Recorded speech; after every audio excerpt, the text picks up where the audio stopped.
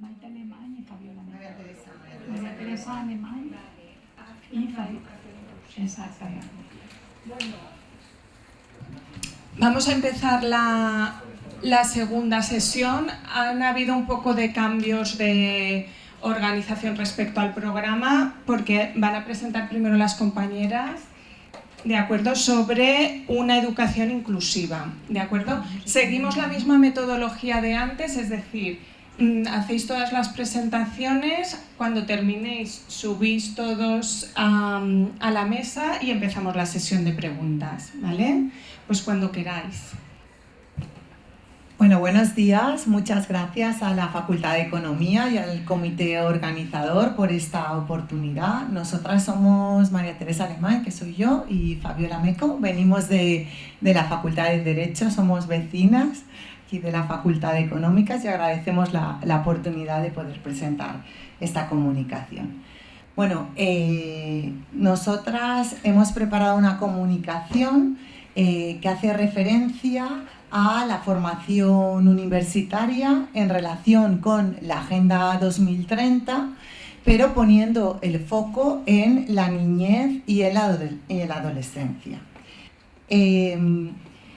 De alguna forma, llevar a cabo esta actuación, esta línea de innovación, incorporando la Agenda 2030, significa hacer una reflexión sobre la visión del derecho, que es una reflexión por la visión del derecho que es antropocéntrico, que es androcéntrico. Significa también llevar a cabo una transformación de la enseñanza del derecho, de la enseñanza clásica del derecho, que no ponía en evidencia la necesidad de la incorporación de la perspectiva también de los derechos humanos y de los derechos de la niñez. Como sabemos, la Agenda 2030 significa una hoja de ruta que va a poner en evidencia la vulnerabilidad del planeta y la vulnerabilidad de las personas. Y que por tanto aplicarla a la formación docente va a significar que vamos a apoyar al estudiantado y también al profesorado en un pensamiento más crítico, más comprometido y más responsable con nuestro planeta y con las personas. ¿Qué ODS aplicamos a la docencia principalmente? Pues el ODS 4.7, que se refiere a la educación para el desarrollo sostenible, la educación por los derechos humanos y la perspectiva de género aplicada a las asignaturas que nosotras impartimos, que son principalmente Derecho Internacional Público y Derecho Civil. Bien, en su caso también significa, nosotras aplicamos también principalmente el ODS 5, que tiene que ver con la transversalización del enfoque de género, y también el ODS 16, que tiene que ver con el fortalecimiento para la paz y la justicia y para las instituciones sólidas. Mediante, por ejemplo, en la asignatura de Derecho Internacional Público, Derechos Humanos o Derecho Internacional Humanitario, dada la situación que estamos viviendo de conflictos armados, aplicar esta Agenda 2030 poniendo el foco en la niñez y adolescencia, pues sería evidenciar también todas las consecuencias de los conflictos armados en la niñez y en la adolescencia. Por ejemplo, el Derecho Internacional Público, cuando visibiliza la perspectiva de los sujetos del derecho, siempre habla de los sujetos de derecho, que son los estados y las organizaciones internacionales, pero no evidencia tanto la situación del individuo, que no aparece tanto como un sujeto de derecho. Y si habla del individuo como tal, que habla así como individuo, como si fuera neutro, como si fuera miope al género, miope a la perspectiva, digamos, interseccional o interdisciplinaria, lo habla de una forma que no se toma en cuenta que ese individuo, esas personas humanas, pues tienen unas categorías específicas que pueden ser mujeres, que pueden ser niños, que pueden ser niñas, que pueden ser personas discapacitadas, que pueden ser personas lesbianas, es decir, incorporar, digamos, toda esa perspectiva interseccional para mejorar la protección de sus derechos. Entonces nosotras, cada una desde las distintas asignaturas que llevan el área de conocimiento, intenta aplicar la Agenda 2030 y aplicar esa perspectiva para favorecer la protección de los distintos colectivos. Porque muchas veces en el área de derecho se da los derechos humanos, las convenciones internacionales, pero como digamos las convenciones que no tienen, digamos, esta perspectiva tan interseccional o tan de género. Entonces, poner la evidencia en esta necesidad de visibilizar esta realidad más multidisciplinar, que significaría incorporar también otras asignaturas de forma multidisciplinar y también la perspectiva de género y de derechos. Bueno, voy a pasar a mi compañera. Buenos días.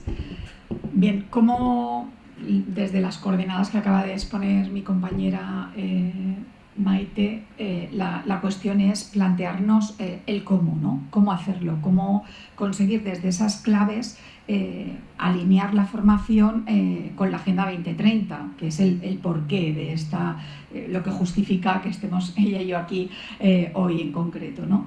Y entonces es alinear la formación. ¿Y en qué sentido? Pues en el sentido mismo que marca la Agenda 2030, que es no dejar a nadie atrás, que es también que las personas y sus derechos, la naturaleza y sus derechos estén en el centro de toda actuación, de toda norma, de toda política que se lleve a término. Y el ver a la infancia y a la adolescencia en particular como sujeto de derechos, que ahora brevemente diré lo que es. ¿Cómo hacerlo? Y esta es la clave que aportamos desde la herramienta más potente que tenemos como profesorado, que es desde las propias guías docentes. Lo que vemos es que esa miopía de la que hablaba antes Maite también existe en las guías docentes. Pretendemos que desde las guías haya una mirada comprometida desde el derecho y con los derechos de esas personas en cualquiera de las situaciones en las que se encuentra. Para ello, como hemos puesto ahí, es necesario abordar la normativa, la que existe, la que ha sido revisada y los parámetros desde los cuales está siendo revisada y la que está en nueva construcción, ¿no? Ayer oíamos una nueva normativa que se apunta ya sobre nuevas tecnologías e infancia, es decir, que esto continúa en esas claves. ¿Por qué la infancia y la adolescencia? Bueno, pues porque nos parecía interesante ir abordando toda la normativa que se está produciendo, pero desde un enfoque transversal. Considerábamos que teníamos un reto común y compartido, un reto transversal entre el derecho internacional público y el derecho civil, en el que hay unas claves de enseñanza y de aprendizaje que son comunes. La primera es el enfoque de derechos como un marco conceptual, como un principio básico del desarrollo sostenible. La segunda clave de enseñanza y aprendizaje es la visibilización de la infancia y de la adolescencia como sujeto de derechos, lo que implica que vamos a buscar la superación de los sistemas de dominación que existen, vamos a trabajar por dialécticas democráticas que combatan el adultocentrismo, el proteccionismo, el asistencialismo y la cosificación de los sujetos, en particular de la infancia y de la adolescencia. En este sentido, también reconocer a los sujetos a la infancia y a la adolescencia como sujetos de derecho implica considerar que ya no son objeto, implica considerar que no son propiedad de nadie, implica reconocerlos, visibilizarlos como titulares que exigen sus derechos y responsabilizar tanto a las administraciones, a las familias y a los terceros en relación con sus derechos. Y nos permite también identificar esa visibilización como sujetos de derechos, nos permite visibilizar en mejor grado distintas situaciones de vulnerabilidad, como puedan ser las nuevas tecnologías, pero no solo. Por tanto, hay un nuevo modo de enseñar y de aprender. ¿Qué conseguimos? Y con ello termino con todo ello. Bueno, pues conseguimos un mayor compromiso con el futuro de las generaciones más jóvenes, un diálogo intergeneracional que consideramos que es necesario, implica una mejor identificación y una mejor defensa del interés superior del niño y de la niña por encima de cualquier otro, que así lo dice la normativa, implica un mayor número de profesionales capaces de actuar con enfoque de género y con perspectiva de los derechos de la infancia en todos los ámbitos, y por último implica una manera de asegurar de una manera sostenible en la consecución de los ODS, pero principalmente de sociedades que consideramos que es necesario que sean mucho más inclusivas, más democráticas y más participativas. Bueno, quedamos a vuestra disposición para las preguntas que os haya suscitado esta intervención. Muchas gracias.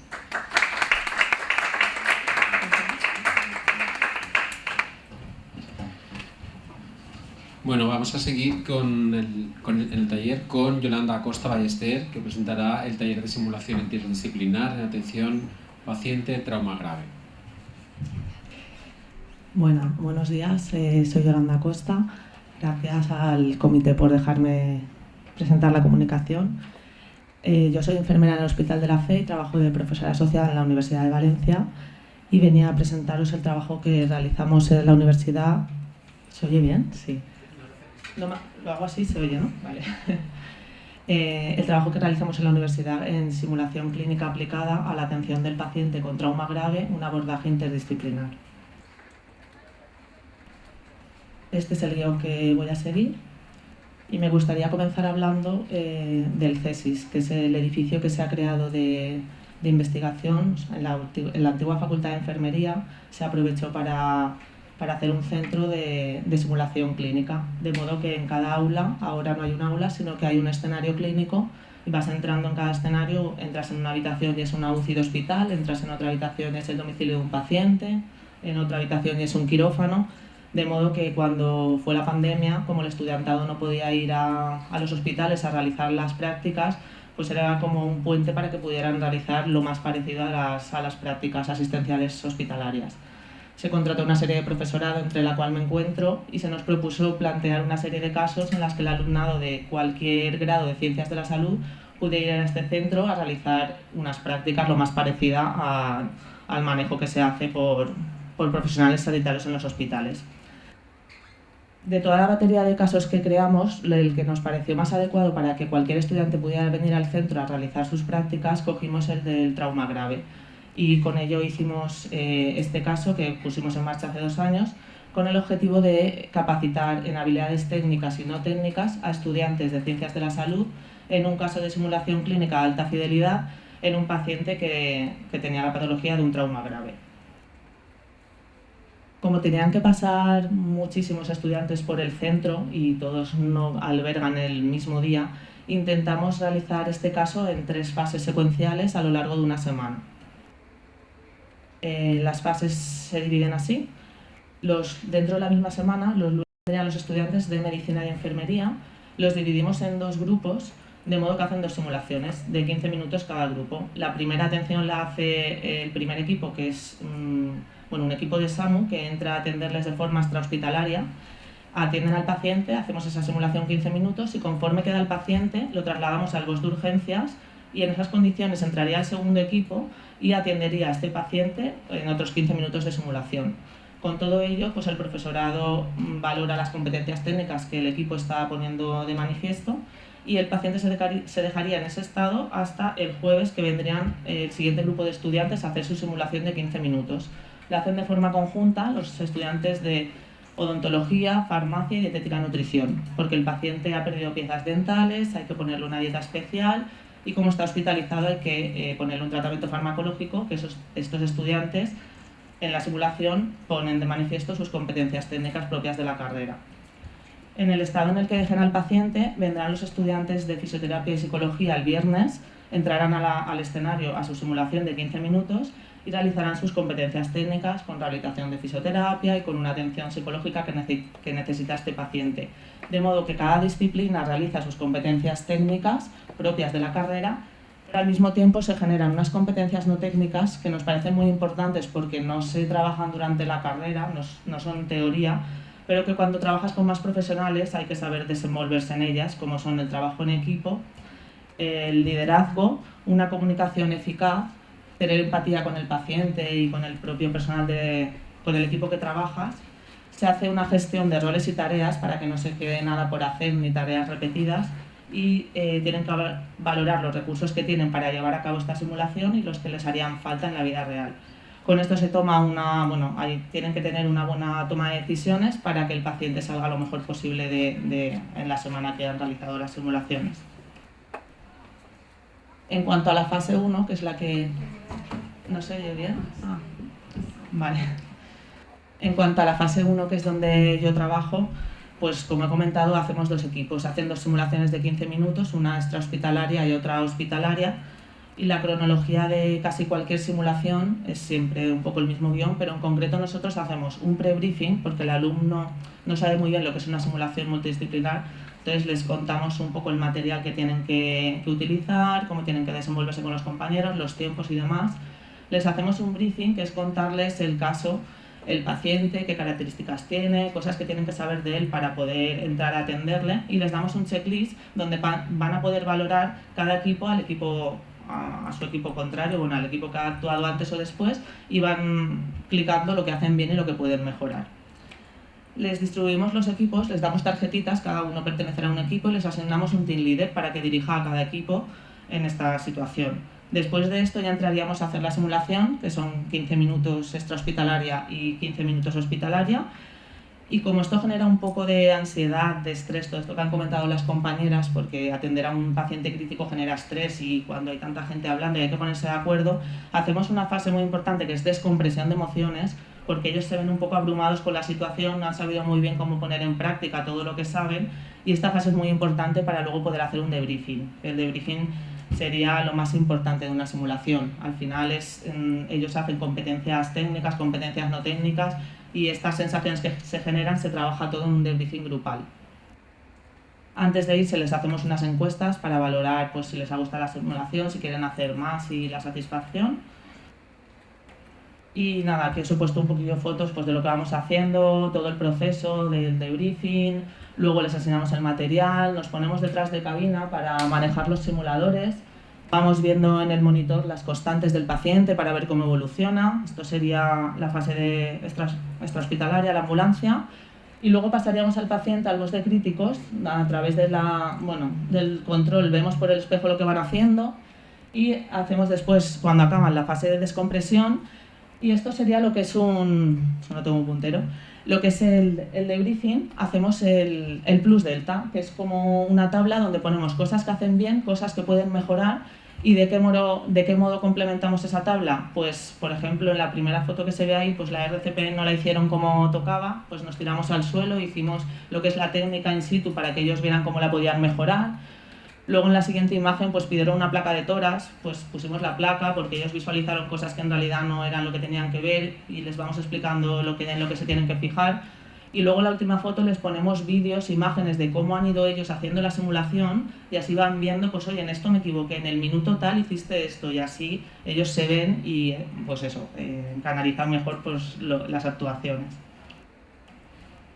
Con todo ello pues llegaríamos a la aplicación de la simulación clínica, donde hemos visto que cada curso académico se forma a 3.000 estudiantes de 7 especialidades de ciencias de la salud de forma interdisciplinar en el edificio del CESIS. En concreto, en el curso pasado se impartió docencia en la fase 1 a 320 estudiantes de medicina y 240 estudiantes de enfermería de último curso. El nivel de satisfacción del alumnado fue muy elevado según en las encuestas realizadas, ahora luego las comento, y se consolidaron conocimientos, habilidades y actitudes a través de competencias técnicas y no técnicas generadas en la simulación del caso clínico.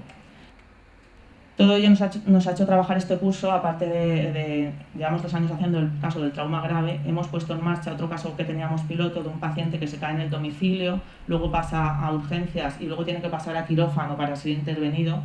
Entonces lo que queremos en el curso siguiente es que aparte de que vean 2 escenarios, como ven este año que es la extrahospitalaria y la hospitalaria, vean 3 escenarios más para que salgan mucho más formados a la vida laboral, ya que están en el último curso y se ven un poco a veces que les falta ese puente.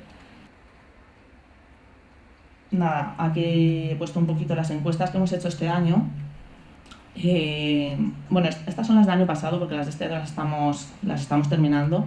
A grosso modo que vierais que 760 alumnos hicieron las encuestas y en casi todos los ítems están de manera muy satisfactoria.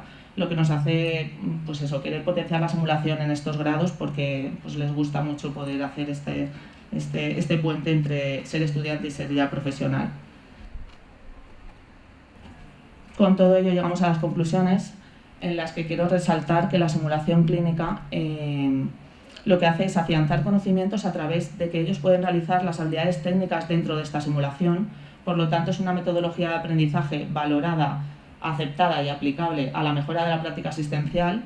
Es una herramienta satisfactoria y medible según las encuestas que pasamos y afianza la aplicación de técnicas propias de cada disciplina de ciencias de la salud con escenarios clínicos y simuladores de alta fidelidad con el máximo realismo posible. En cuanto a las actitudes de los estudiantes que hemos visto en grado y posgrado, lo que nos ha gustado mucho es que han descubierto lo que son habilidades no técnicas. Aparte de lo que estudian, el verse trabajando de forma interdisciplinar con otros compañeros les ha generado la necesidad de querer potenciar ese trabajo en equipo, ese liderazgo, esa asignación de roles y esa comunicación eficaz entre profesionales. Nada, muchas gracias.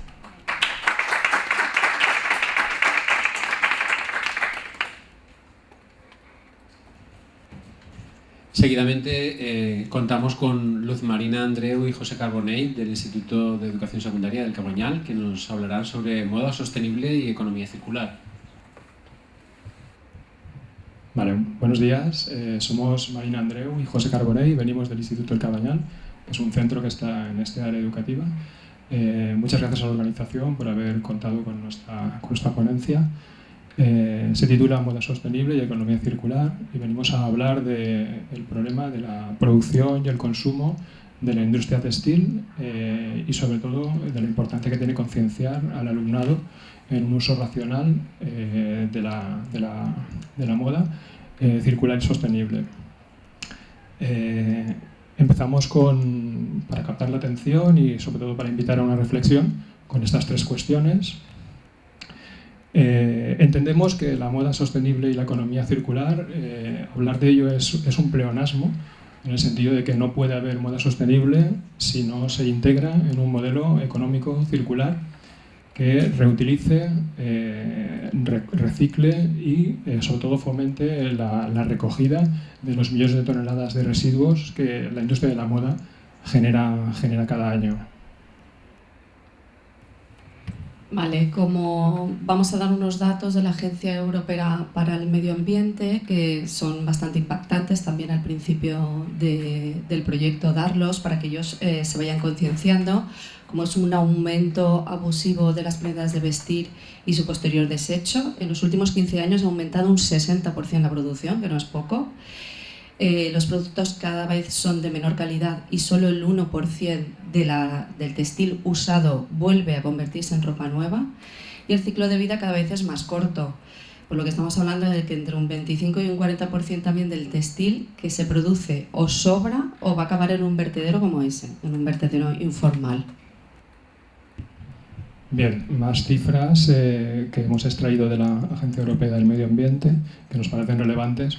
Es que la industria de la moda genera aproximadamente el 10% de las emisiones globales de carbono, que cada año se desechan aproximadamente 5,8 millones de toneladas de residuos textiles, que el uso de productos químicos textiles en el teñido de las prendas en muchos casos termina en los mares y en los océanos, y finalmente que muchos materiales elaborados con fibras sintéticas producen cerca del 35% de los microplásticos. Si nos vamos a datos anuales de la Unión Europea y per cápita, se utilizan 9.000 litros de agua, 391 kilos de materia prima y 400 metros cuadrados de tierra por persona.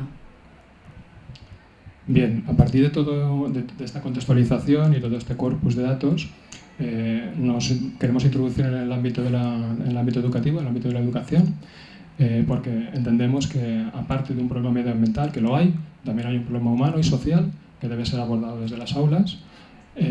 Ya desde el informe Brundtland, del año 87, la ONU entiende e impulsa la educación en el desarrollo sostenible, y esto se aborda desde varios niveles, a nivel internacional, desde la propia ONU y la UNESCO, también a nivel de la Unión Europea, a nivel estatal, desde el Ministerio de Educación y Formación Profesional y las comunidades autónomas, a través de esos decretos que pueden ver ahí, pero también desde los centros educativos, a través de los proyectos educativos de los centros, donde se contempla toda esta problemática. Vale, en cuanto a los objetivos de este proyecto serían estos 4. Los 2 primeros son más de aportación de información y concienciación, donde vamos a enseñar la doble revolución que tiene el sector industrial actual con la aparición de textiles inteligentes y sobre todo la sostenibilidad en el consumo, y los 2 últimos irían más enfocados a poner en práctica toda la teoría dada. ¿Por qué? Porque vamos a visitar empresas, vamos a hacer talleres de upcycling, donde ellos podrán reciclar y reutilizar prendas de ropa, y vamos a hacer que trabajen, sobre todo que aprendan haciendo. Bien, las competencias que vamos a trabajar en el aula son estas 4, la competencia ciudadana, emprendedora, la competencia en matemática, ciencia, tecnología e ingeniería, y finalmente la competencia personal, social y de aprender a aprender. Y los niveles en los que vamos a trabajarlo son, por una parte, en ciclos formativos de grado medio y superior, a través de estas 2 asignaturas, marketing y ventas y dirección y comercialización, y también en cuarto de la ESO, a través de la asignatura economía y emprendimiento. Vale, en cuanto al desarrollo didáctico, va a ser en un trimestre. Las 4 primeras horas las dedicaríamos a información y concienciación, pues con documentales como True Cost y Home, que están bastante bien. Luego hablar un poco de las tecnologías innovadoras. Ahí, ¿le puedo dar el Geniali? No se abre. Con eso. Vale, con las tecnologías innovadoras que están saliendo, no se ha abierto. Últimamente en el sector textil, como la nanotecnología, que utilizando nanopartículas de plata crea y genera tejidos con propiedades únicas como la autolimpieza, la resistencia a las arrugas, las propiedades antimicrobianas que están haciendo ya, por ejemplo, empresas como Sepia, o la inteligencia artificial y la conectividad, que aplicando sensores y microcontroladores nos pueden incluso monitorear la temperatura corporal, o por ejemplo mejorar las interacciones en el metaverso, generando sensaciones hápticas. Teníamos aquí una presentación que no sé por qué no se abre. Es que no está en presentación, ¿no? Exacto. Bueno, era para que vierais un poco las empresas que íbamos a presentar. Había empresas que están trabajando, por ejemplo, en Valencia, Geanología, que ha sido premiada bastantes veces en la producción de textiles, de jeans, por la reducción de agua, incremento de la productividad y reducción de residuos, sobre todo en los tintes. Pero hay otras muchas empresas como, por ejemplo, también, bueno, todo eso son los nuevos textiles inteligentes. Hay nuevas materias primas como el kapok, que es un árbol que crece en suelos áridos y que no necesita ni siquiera pesticidas ni insecticidas, que es el problema del algodón, del cultivo del algodón. Y luego todas estas innovaciones y investigaciones solo se van a hacer a través de la colaboración de entidades público-privadas. En Europa están estos 3 proyectos, el Made in Europe, Circular Bio-Based Europe y Euratex, que es un consorcio de 27 socios que están intentando hacer una mejor transición del sector textil hacia una sostenibilidad y una circularidad más real. Estas 2 son 2 empresas que habíamos puesto como ejemplos, o ONGs que también trabajan este tema, como Cáritas, que tienen una gestión integral de la ropa usada desde la recogida, reutilización, donación, reciclaje y venta posterior también en tienda. Aquí en Valencia el ejemplo de Genealogía, o las 2 que tenéis aquí, o la otra cara de la moneda, las otras tiendas donde compra la gente, el público objetivo que tenemos, los adolescentes. Y como no, pues explicar un poco el greenwashing, que es un término que ya ha salido varias directivas europeas como esta para mejorar la información que dan las empresas en las etiquetas, para que no nos engañen, vamos.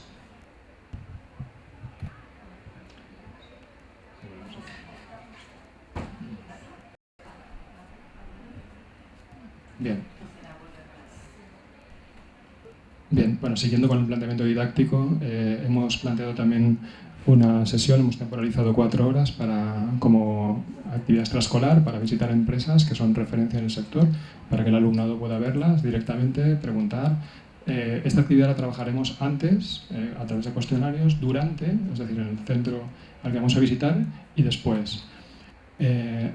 Además de esto, hemos previsto 5 horas para una actividad de situación de aprendizaje en la que nos desplazaremos con el alumnado a la playa, recogeremos residuos y estos residuos luego ellos diseñarán complementos de moda que posteriormente regalarán.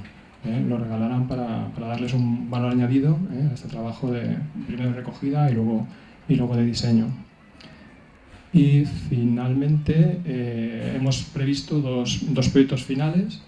Por una parte, un taller de upcycling, donde traerán prendas de segunda mano, prendas que ya no se dan uso, y las convertiremos en otro tipo de prenda para alargarles la vida útil. Y por otro lado, plantearemos también un mercadillo solidario, un mercadillo de ropa de segunda mano, donde ellos puedan traer prendas que ya no les dan uso y permutarlas con otros compañeros para alargarles la vida útil. La metodología, pues vamos a utilizar el aprendizaje basado en proyectos que pone el alumno como protagonista del método del sistema de aprendizaje, donde él va a planificar, implementar y evaluar, desarrollar actividades interdisciplinares. Ya sabéis que estamos ciclos formativos de secundaria trabajando, reflexionar sobre los problemas en el aprendizaje y sobre todo sobre lo que han aprendido, y sobre todo generar productos finales tangibles para compartirlos con la comunidad educativa. Estos son los beneficios y los resultados. Sí, bueno, como nos hemos pasado ya de tiempo, nada, pues utilizaremos un formulario de Google y una rúbrica como instrumentos de evaluación. Gracias.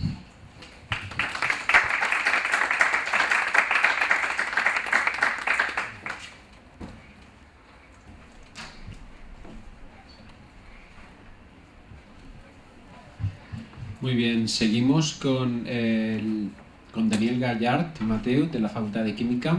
Nos hablará sobre la innovación docente en sostenibilidad de las metodologías analíticas para estudiantes de grado y posgrado en química. Buenos días a todos. En primer lugar, pues dar gracias a la Facultad de Economía y a la organización por permitirme exponer pues, un pequeño proyectito que hemos realizado. ¿Vale?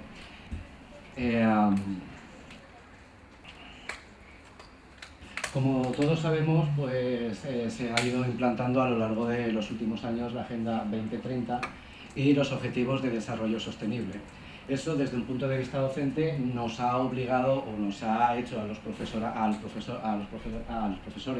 pues, modificar las guías docentes y están introduciendo todos los criterios de ODS en las mismas. Cuando lo vemos desde el punto de vista de la carrera de química, si nos damos cuenta y vemos esas ODS, nos damos cuenta que nuestra carrera, tanto el grado de química como los posgrados relacionados con química, están directamente interrelacionados con esas ODS. En concreto, pues con la ODS 4, la 7 y de la 11 a la 15, que son pues, la educación en calidad, que nos influye a todos y nos incluye a todos, el uso de energías asequibles, la sostenibilidad, el consumo responsable, no responsible, perdón por la errata, la acción sobre el clima, la vida acuática y los ecosistemas terrestres. Claro, cuando nosotros vemos el plan docente de la carrera del grado de química, nosotros sabemos, como alumnos que hemos sido también, que desde pequeños nos han enseñado en los laboratorios, sobre todo en los laboratorios de prácticas, que es donde tocamos disolventes y estas cosas, nos han enseñado el reciclaje, es decir, que no se tiran las disoluciones por la pila, sino que hay una garrafita que va al servicio de recogida y de reciclaje de la universidad, ¿vale? Sin embargo, cuando les hablamos y hablas con ellos, con los alumnos, de lo que son ODS, tienen un concepto muy etéreo, saben lo que es, pero no llegan a saber realmente qué significa y cómo pueden influir en ello, ¿vale? Por otro lado, luego, cuando nosotros lo vemos como investigadores ya que somos, y en este caso como investigadores químicos y en mi caso de química analítica, sabemos que en los últimos 15-20 años ha habido un creciente interés por la repercusión de nuestra propia actividad sobre el medio ambiente, tenemos una mayor conciencia ambiental en sostenibilidad y de gestión de recursos, de contaminantes, de emisiones que realizamos. Esta inquietud lo que ha llevado es a la aparición de la química verde o green chemistry y en mi caso, o en nuestro caso, en el caso del Departamento de Química Analítica, pues de la química analítica verde, Green Analytical Chemistry o GAC, que lo decimos normalmente en inglés para abreviar, ir más rápidos. Pero atendiendo a esto se nos ocurrió pensar, ostras, uy, no me pasa, ahora, tuvimos la idea de decir, ostras, ¿y por qué no mejoramos la formación de nuestros estudiantes en ODS y en sostenibilidad, haciendo que ellos mismos se impliquen en la evaluación de su propio trabajo, teniendo en cuenta las ODS y la sostenibilidad? Entonces desarrollamos este proyecto y dijimos, el primer problema que nos encontramos fue decir, ¿dónde lo aplicamos? ¿Lo intentamos meter en las troncales? Difícil, demasiados profesores que quieran intervenir y mucha faena que hacer. Y dijimos, pues bueno, vamos a ver dónde vamos a aplicarlo donde nosotros tenemos un poquito más de margen de maniobra, que son en las asignaturas pues, de TFG, de TFM o de doctorado.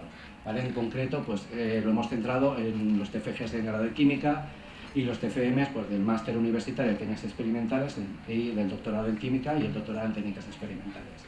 Tengo que dar las gracias pues, a los 24 estudiantes de TFG que voluntariamente han querido participar en ello, a los 20 estudiantes de TFM y a los 10 estudiantes de doctorado que teníamos. Entonces, ¿qué es lo que hemos hecho? ¿Qué herramientas hemos empleado para que ellos se impliquen en esa sostenibilidad y sean capaces de evaluar su trabajo y aprendan ODS? Pues la primera de ellas, perdón, jolín, estamos tontitos hoy, me cago en la... Ahí, venga. ¿Cuál es la primera herramienta que hemos empleado? Pues lo primero es ver qué es lo que nos hemos encontrado. Para ello, lo que hemos utilizado es el cuestionario de Moodle, haciéndole preguntas, tanto a TFGs como a TFMs. En este caso, el previo no se le ha pasado a los doctorados porque no los hemos pillado en el primer estadio del doctorado. Los hemos pillado ya que están a punto de terminar, lo cual no tenía sentido pasárselo. Pero les hemos pasado cuestionarios de, pues te han enseñado a gestionar residuos, sabes lo que es el reciclaje en el laboratorio, sabes lo que son las ODS, las conoces, conoces la química verde, conoces la química analítica verde, conoces qué herramientas de evaluación de la química analítica verde hay, sabes qué herramientas hay, sabes que están relacionadas las ODS y la química analítica verde, sabes que se puede mejorar la sostenibilidad de la titulación y podemos ver, si volvemos un poquito para atrás, a forma general que en el TFG tienen un vago conocimiento y a medida que van avanzando un poquito más y que se les va introduciendo las asignaturas y van cogiendo un poquito más de conciencia. Una vez sabido esto, los estudiantes lo que han hecho, pues, lógicamente, es su trabajo experimental en el laboratorio de sus TFG, porque tienen que cumplir con las asignaturas, sus TFMs y los doctorandos su trabajo de su tesis, y cuando han desarrollado ya todo ese trabajo experimental, se les ha enseñado herramientas para poder evaluar la sostenibilidad del trabajo que ellos mismos han realizado. En concreto, ¿qué herramientas se les ha enseñado? Pues se les ha enseñado pues, el AGRI, el AGRIPRE, el Complex GAPI y el BAGI. ¿Por qué estas herramientas? Porque si nos damos cuenta, estas herramientas cumplen con los criterios de la Green Analytical Chemistry, porque estas herramientas son las que nos recomienda la química analítica verde, cumplen justamente con esos ODS que nos está diciendo el 2030, ¿vale? Es decir, los criterios de la química analítica que sirven a la hora de evaluar los procedimientos experimentales o los desarrollos experimentales que los alumnos han realizado, pues son el análisis in situ, utilizar disolventes y reactivos más seguros, utilizar fuentes renovables o que se puedan reciclar, minimizar los residuos, minimizar las emisiones, hacer el mínimo número de pasos posibles, asegurar la seguridad de la propia gente que está relacionando, que no esté expuesto a tóxicos ni nada de esto, ¿vale? ¿Qué otra ventaja nos permiten estas herramientas? Pues si podemos ver, por ejemplo, la GRI, están pensadas de tal forma que visualmente ya sabemos si cumple criterios de sostenibilidad o no. Es decir, está planteado como un propio semáforo, es decir, cuanto más verde obtienes el color, más sostenible es. Cuanto más rojo es, pues como el semáforo, más peligro tiene. Estas herramientas son herramientas libres que además están en la red, ¿vale? Tienen bajo la dirección donde lo pueden encontrar y la puede utilizar todo el mundo y son muy sencillitas de utilizar. Entonces los estudiantes pues, han aplicado sus herramientas, o sea, han aplicado estas evaluaciones a sus trabajos y aquí les muestro, pues, por ejemplo, dos de las evaluaciones que realizaron algunos de nuestros alumnos. Tenemos un ejemplo a la derecha del TFM, fue de GEMA. Nosotros trabajamos en cocaína, desarrollo de metodologías para la detección de drogas. Entonces, ella trabajó con cocaína en muestras camufladas y lo que propuso es, modificando sus procedimientos experimentales, cumpliendo sus criterios de las ODS y de la Green Analytical Chemistry, modificar experimental para aumentar la sostenibilidad de los métodos que ya se utilizan, ¿vale? En el otro caso, en el ejemplo del doctorado, aquí sí que realizó muchos más experimentales y comparó desde un punto de vista de sostenibilidad el que está más a la izquierda, que es el método oficial, hasta el último, que es un análisis remoto, no destructivo, ¿vale? Sin uso de disolventes, sin generación de residuos, la sostenibilidad. Como se puede observar, lógicamente, vamos creciendo en green, vamos siendo más verdes, más sostenibles en todos los parámetros, porque además utilizó varias herramientas para poder comparar no solo una, sino poder verlas, ¿vale? Entonces ellos mismos se evaluaban a sí mismos y evaluaban su propio trabajo y veían la eficiencia de lo que estaban haciendo. ¿Qué otras herramientas hemos utilizado para que ellos puedan entender esa relación que existe entre las ODS y la sostenibilidad y que puedan afianzar esos conocimientos? Pues hemos jugado un ratito con ellos. Hemos utilizado el Booklab del Moodle. Para ello lo que hemos hecho pues es generar con el... Perdón por el pantallazo porque no se ve un pimiento. Se veía bien en el mío, pero cuando lo he visto digo, ostras, no. ¿Vale? Con el kit se genera lógicamente el cuestionario y luego se lo lanza pues como un Socrative y demás, que yo también hago porque a mí también me gusta hacerlo, me divierte hacerlos, ¿vale? Y haciendo preguntas como planteándoles un método y varias opciones de cómo aumentaría la sostenibilidad en este método. Pues disminuyendo residuos, disminuyendo los disolventes, ¿vale? Y demás, y ellos pues han jugado con ello. ¿Qué más hemos hecho? Pues al final hemos hecho un cuestionario preguntándoles qué les había parecido, si habían aprendido cositas, si habían aprendido más cosas, si ven útil y si ven la relación entre las ODS y la sostenibilidad y la química analítica verde, y si lo veían aplicable y que se pudiera aplicar a la carrera. En todos los casos, pues todos ellos de buen grado han dicho sí, lo vemos útil. Además se tarda 2 minutos en hacer cada uno de estos test, con lo cual no pierdes tiempo ni nada. Y aquí les he resaltado pues uno que me ha hecho muchísima gracia. A las preguntas de has comenzado a utilizar la química analítica verde en tu trabajo de investigación y se encontraba relación entre ellos, y vemos la evolución de los TFGs a los TFM, que a medida que van adquiriendo ellos más conocimiento y una visión mucho más global de todo, pues eso, van viendo una visión mucho más global de todo y van teniendo una conciencia mucho mayor de la relación que existe entre todo y van siendo más conscientes de todo ello. Entonces, ¿qué podemos concluir de este pequeño proyectito, de esta pequeña interacción con ellos? Además que ellos han participado de muy buen grado, como ya he dicho. Pues entre otras cosas, que el empleo de este tipo de, en este caso, de este tipo de TICs centradas en la sostenibilidad a la hora de evaluar las metodologías analíticas propuestas, a ellos les sirve para aprender lo que son las ODS, los Objetivos de Desarrollo Sostenible y la sostenibilidad. Como ellos participan y lo hacen de forma activa, les gusta, ellos encuentran también, hablando con ellos, que le ven una perspectiva de futuro, es decir, esto mismo lo estoy aplicando a mi doctorado, a mi TFM, pero si yo estoy trabajando en un laboratorio y tengo que ver gestión de residuos y demás, puedo utilizar estas herramientas ya no solo a nivel facultativo, sino a nivel laboral, con lo cual estás incrementando su valía a la hora de realizar un trabajo. ¿Y qué nos quedaría por hacer? Pues, ¿qué perspectiva tendremos? Pues esto lo ideal sería hacerlo desde el principio, es decir, que desde primero de carrera ir introduciéndoles todo esto para que tengan una visión global. Yo sé que esto es difícil porque es tocar asignaturas troncales, que todo el profesorado esté implicado, y eso ni es fácil, ni siempre tienes la colaboración de todo el mundo, ni nada de nada. Pero bueno, hay que intentarlo y para eso estamos, para mejorarlo y hacer lo mejor posible. Y nada, por último, pues gracias a ustedes por toda su atención. Gracias.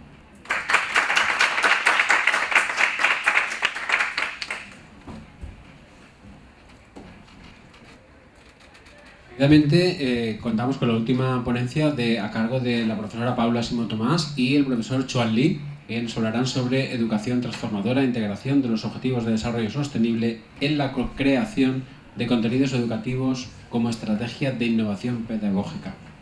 Bienvenido. Pues, buen día, buenos días, good morning. Ya que estoy aquí sustituyendo a profesora Paula Simó, que tiene compromiso hoy y no puede estar aquí. Y me sugiere que hable en inglés porque soy el único extranjero que así haciendo nuestra conferencia más internacional. Bueno, ok, empezamos. Pues somos un grupo de profesores de la... Oh, sorry. So we're a group of professors from the Applied Economics department, and we want to share our ongoing projects regarding the SDG tailored conference, and summer courses to trying to leverage our culture and creative industry studies in sustainability. So as we know that in recent years, there has been a growing trend of incorporation of the United Nations and SDGs in the university teaching and research. So this movement not only requires the incorporations of sustainability principles in the higher education, but most importantly, require the emphasizes the achieve sustainability through the higher education initiatives. In response to this, in response to this trend, we have designed and developed SDG-tailored courses, trying to integrate the culture, creativity, and sustainability into a unified framework that we call culture-based approach as an initiative attempt in this field. This project aims not only to deliver cutting-edge knowledges of sustainability theories and practices in this based on our research, but also to equip college students with practical approaches and skills. These tools can enable them to solve their daily life challenges and questions with culture and creative perspectives. So this project is multifaceted. However, I will focus mostly on the educational dimension of this project, emphasizing on the following 3 key objectives. One is educating sustainability in the culture and the creative industries. The second is demonstrating sustainable and collaborative practices in the design and the implementation process. The third is to promote inclusive and transformative education. So, our project named the Culture-Based Approach for Sustainability is designed as summer courses under the Shanghai Jiao Tong University SDG July Campus Initiative. This international collaborative teaching project is coordinated by professors of the University of Valencia in collaborating with various prestigious private and public entities such as the Polytechnic University of Milan, Shanghai Jiao Tong University, the Germany Centers for Climate Services, and the Chloe Sustainability. The whole project is fully funded by the Shanghai Jiao Tong University. In short, it is designed as a free online courses running from the June 25 to July 5, offering a comprehensive 32 hours of content to address 4 aspects of SDG. One is good health and well-being, gender equality, sustainable cities and communities, and climate actions. The teaching team is quite multidisciplinary, comprising the 11 professors from 4 countries, all of whom are experienced researchers and practitioners in their respective fields. The students also have diverse profiles. We received actually over 400 applications, primarily from the mainland China, as well as from Hong Kong, Japan, United States, and Vietnam, and Russia. And finally, up to now, we have accepted in the first round 60 students, with over half of them being the first and the second year of the university. Despite that, our course is social sciences orientation, but the student body is quite multidisciplinary, and with many students majoring in the science and engineering areas such as the electrical, information engineering, agriculture, and biology, etc.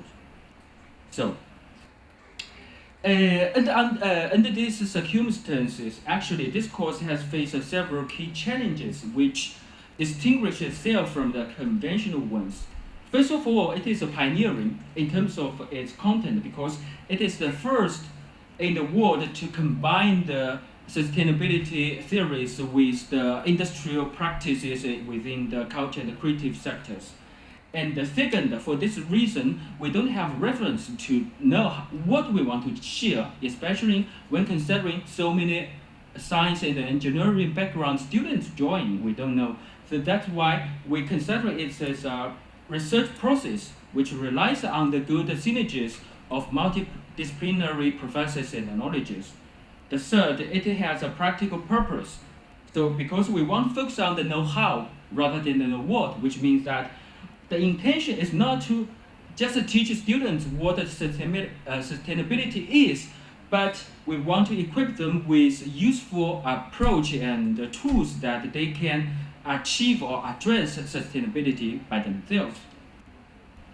So what we do actually, that finally we employed co-creation approaches to develop the curriculum and teaching materials through the following two key preparatory activities. Firstly, we initiated an open-ended participatory process engaging all tutors, student representatives, and external experts to brainstorm and generate ideas on the structure and the shape of the contents, and engaging them, trying to combine the different perspectives, the methods, and the disciplines into a unique framework that we call the culture-based approach, which actually is under development, which has not existed actually. And then to facilitate this, we organized the first online workshops on April 15th, and engaging the different participants from different countries, with the 30 participants contribute to this co-creation and debate, and the aim of questioning and challenging and understanding finally what the culture-based approach is.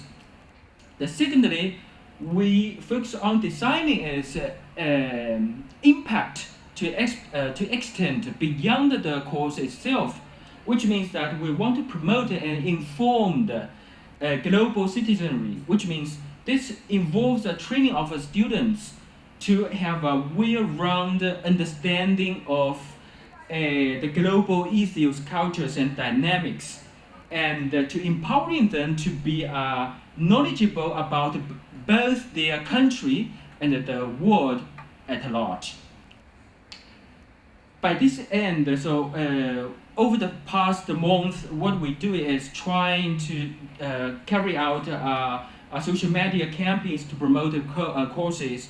We try to enhance its internationalization, trying to maximize the participation of the different the students from different countries, background, and knowledges, so that to maximize the participation, co-creations of people from different fields.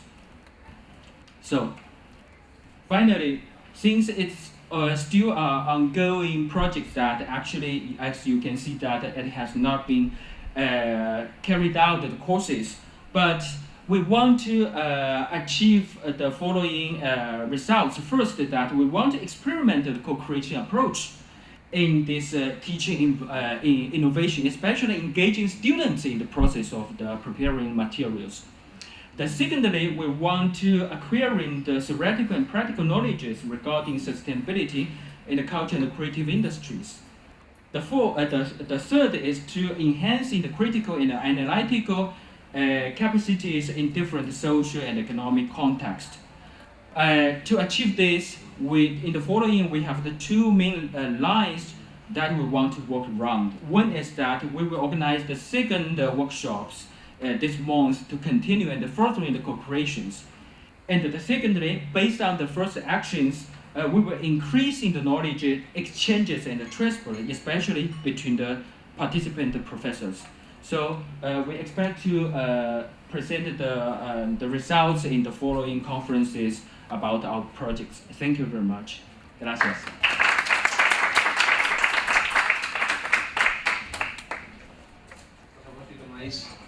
Si tomáis asiento en la mesa para iniciar el turno de preguntas, por favor. Muchas gracias por vuestra presencia. Yo solo os voy a hacer un par de preguntas, que me ha parecido todo muy interesante, pero bueno. Perdona, tu nombre era Yolanda. Yolanda, te preguntaría, has hablado de la descompresión de emociones, como una técnica que utilizabais.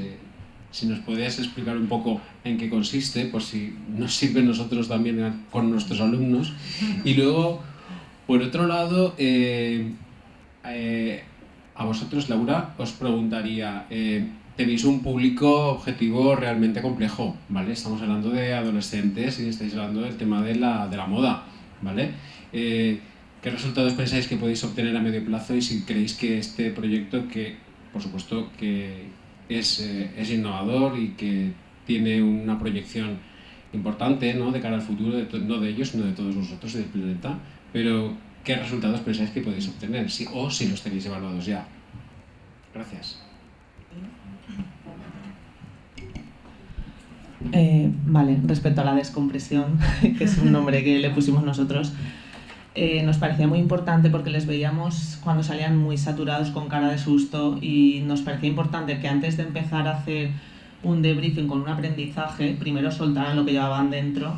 Y nosotros siempre que entran, la primera pregunta que les hacemos es ¿cómo te has sentido después de salir de una simulación y de atender a un paciente crítico? Porque claro, ellos siendo en los hospitales siempre van detrás del médico titular, van un poco detrás, entonces nunca se han puesto en una situación tan real a ser ellos los que... Entonces les preguntamos ¿cómo te has sentido? Y les hablamos un poco que nos sinteticen en una palabra una emoción, porque ellos empiezan, no, es que tenía que haber hecho no sé qué, es que esta técnica va así, y les decimos que no, que queremos una emoción pues triste, frustrado, lo que sea. Y lo que nos hemos dado cuenta es que todas las sensaciones y todas las emociones que nos transmiten son negativas, siempre. Siempre están frustrados, siempre están tristes, siempre se creen que lo podían haber hecho mejor. Entonces damos como una pequeñita charla motivacional de, bueno, o sea, es normal que no te salga bien, es tu primera simulación en conjunto, pero sabes muchas cosas. Entonces como que potenciamos que la emoción se genere en algo positivo, a raíz de que se encuentran mal. Y también a veces como a veces no saben describir cómo se sienten, sí que les ponemos como pochis o cartulinas con los emoticonos del WhatsApp y que cojan la que les representa mejor, porque a veces no saben sintetizar cómo se sienten, y es verdad que con los emoticonos nos sirve mucho de ayuda un poco para soltar lo que les cuesta mucho, decir cómo se sienten, pero en cuanto uno ya dice triste, frustrado, el otro se anima y dice lo mismo y van un poco diciendo todos casi siempre cosas un poco más en negativo, que intentamos darles la vuelta.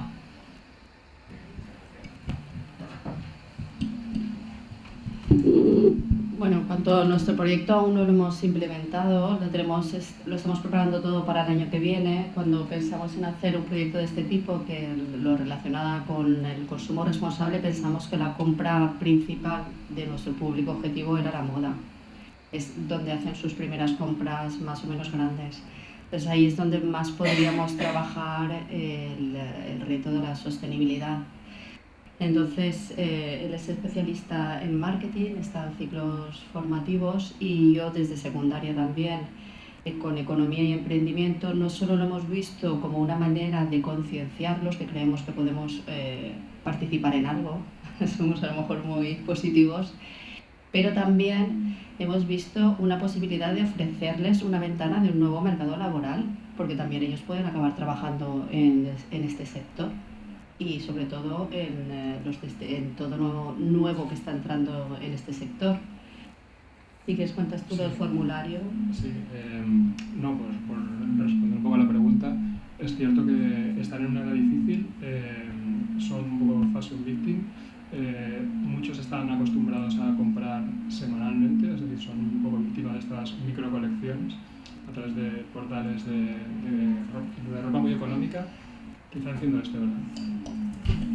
De ropa muy económica, entonces compran mucha cantidad de una calidad baja, entonces la idea es un poco concienciarlos de que este hábito de vida pues daña al planeta y luego no es saludable como modo de vida, ¿no?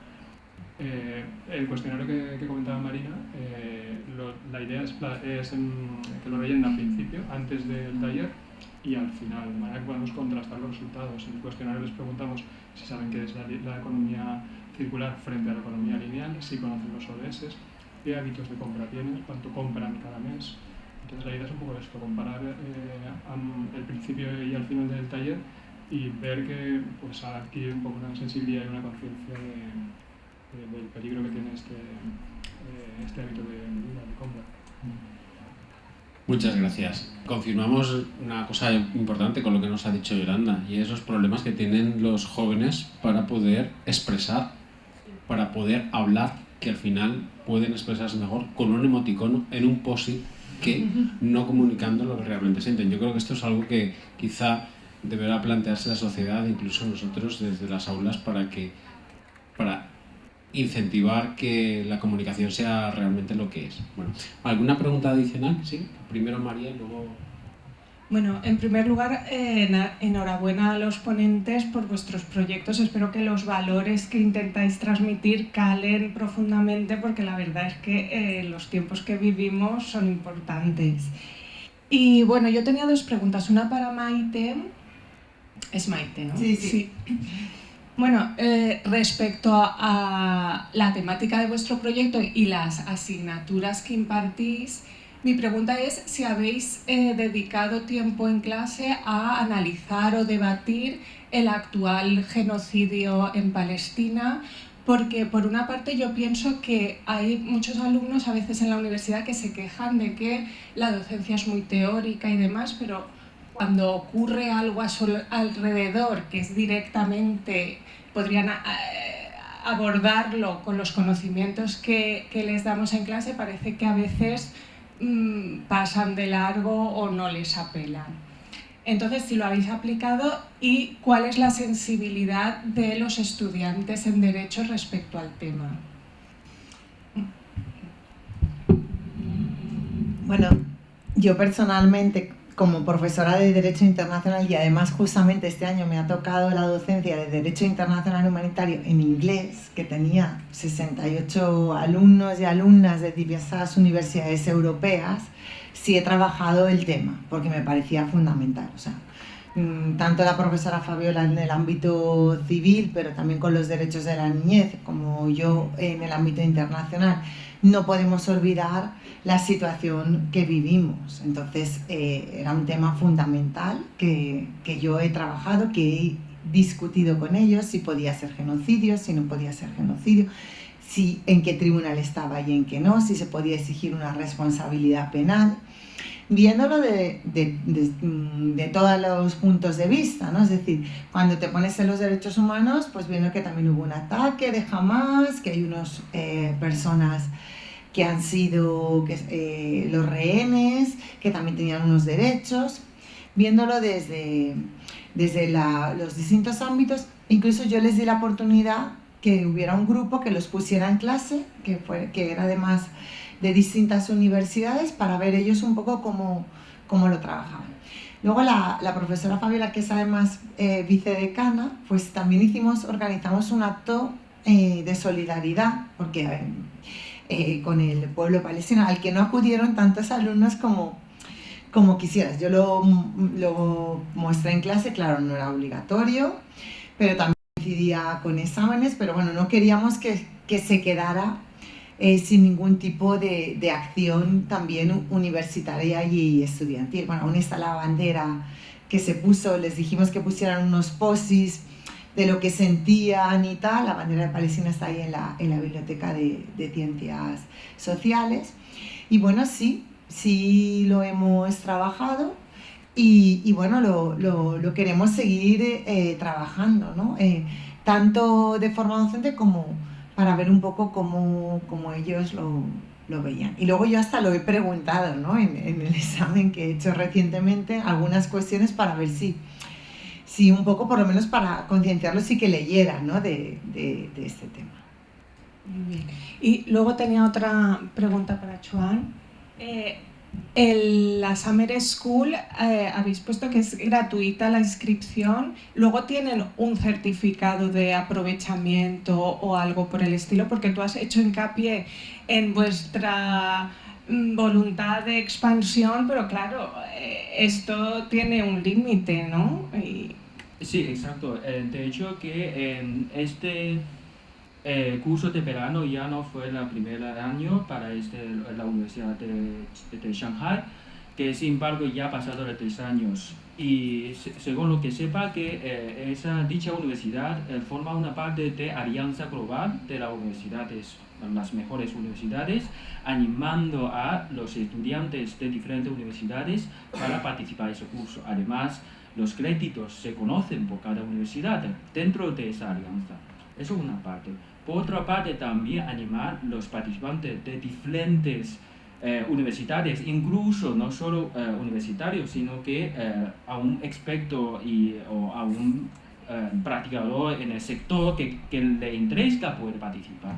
Y al final que sí que tiene un certificado, aparte de reconocimiento de créditos de la universidad, depende de cada universidad, aparte hay un certificado que justifica, ¿no? Certificar su participación. Sí.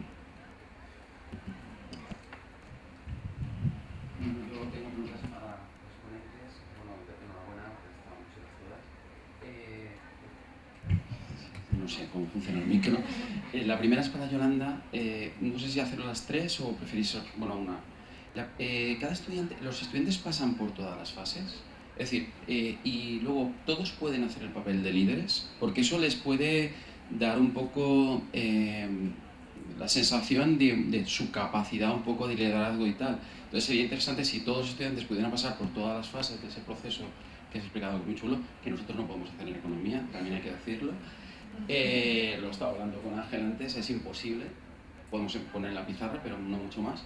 Y entonces la cuestión es eso, si todos pasan por todas las etapas y si todos los estudiantes que pasan, digamos, por el proceso pueden ejercer el papel de líderes para ver un poco su autoestima reforzada o ver cuáles son sus carencias en ese proceso, por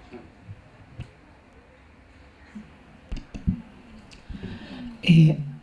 A ver, todos no pasan por todas las fases porque cada fase está destinada a las competencias de un grado en concreto. Entonces, para que entren a actuar los estudiantes de farmacia, primero el paciente tiene que estar hospitalizado y realmente el caso empieza con un paciente que ha tenido un accidente en la calle y secuencialmente en la vida real primero iría al SAMU con un enfermero, un médico, luego pasaría al BOS de urgencias, cuando lo estabilizan pasa a planta y entonces es secuencialmente que cada disciplina entra en el momento en que en la vida real entraría a trabajar. Lo que sí que les hacemos es, nosotros que entramos el lunes, porque medicina y enfermería siempre pues entra primero, a los alumnos que entran el jueves se les pone en la pantalla cómo ha sido la secuencia. El paciente tuvo un accidente, le hicieron todo esto, y a ti, cuando entres en el escenario, el paciente está en este estado porque ha llegado así hasta aquí. A los del viernes se le pone todo, lo del lunes, lo del jueves, y ellos entran a actuar. Claro, el psicólogo ya entra cuando el paciente ya está estable, con el tratamiento farmacológico puesto, con todo, y entraría a hacer su actuación. Por eso van de esa manera secuencialmente los estudiantes, porque en la vida real van en ese orden también.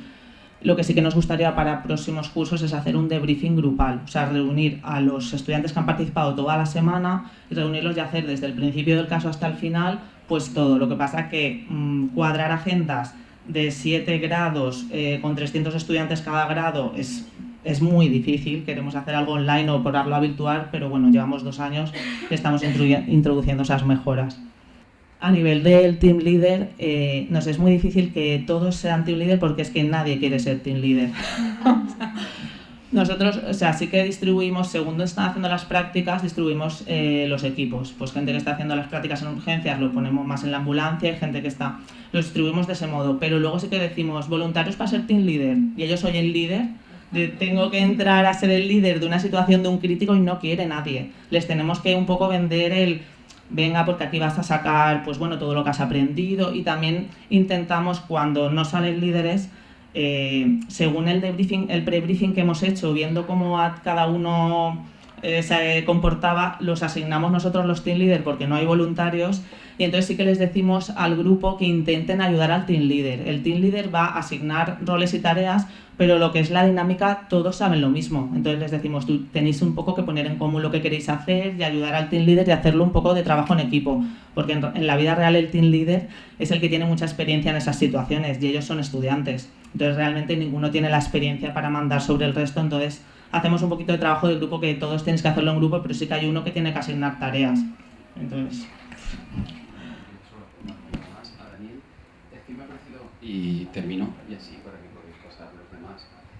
Solo una cosa, es que es muy interesante lo que has comentado de que pensabais hacer este mismo proyecto desde primero hasta quinto, pero es que sería interesante que pudiera hacerse FG, FM y en el caso doctorado, porque sería, digamos, ver si la sostenibilidad ha sentado y de la forma como ha sentado. En este caso hemos tenido la grandísima suerte de que alguno de los participantes el año pasado hizo el TFG con nosotros y el TFM lo ha querido hacer. Claro, el que es TFM porque ha elegido tu tema y le ha gustado y no tienes trazabilidad delante, pues dices, pues no puedes hacer nada. Entonces, claro, ahí sí que hemos podido jugar, que han sido 3 personas que el año pasado sí que hicieron y podías ver realmente la evolución de esa persona. Pero también es cierto que si tú ya tienes el TFG y ya te dice que quiere hacer el TFM contigo, pues tú también ya lo vas encaminando y lo vas guiando. Vale, la última pregunta que han hecho en formato online, con una respuesta breve a poder ser. Nos preguntan si aparte, para Luz y José, si aparte de Cáritas y otras organizaciones, la administración no debería involucrarse más en la recogida de residuos textiles. Dice que desconoce cómo se involucra actualmente, pero que parece ser menos llamativa que para otro tipo de residuos.